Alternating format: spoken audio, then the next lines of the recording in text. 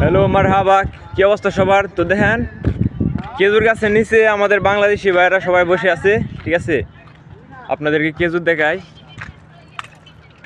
ওই যে খেজুর, ঠিক আছে, ওই গাছের মধ্যে খেজুর, ওই গাছের মধ্যে খেজুর, ঠিক আছে। এই দেখেন এই গাছের মধ্যে খেজুর, মানে সব গাছের মধ্যে খেজুর আছে। একজন বাংলাদেশি ভাইয়ের সাথে কথা বলি। এই মেয়ে, কি অবস্থা? আলহামদুলিল্লাহ ভালো। যে কিরম কাজ করতেছেন?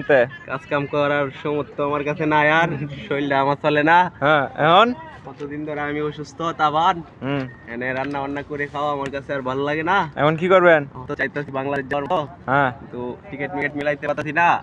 এখন দেখি কি করা যায়। ওর সাথে কথা বলা বাদ, ও বলে বাংলাদেশে চলে যাবে। আপনাদেরকে ওইখানে দেখায়, আরো কিছু দেখেন এগুলি।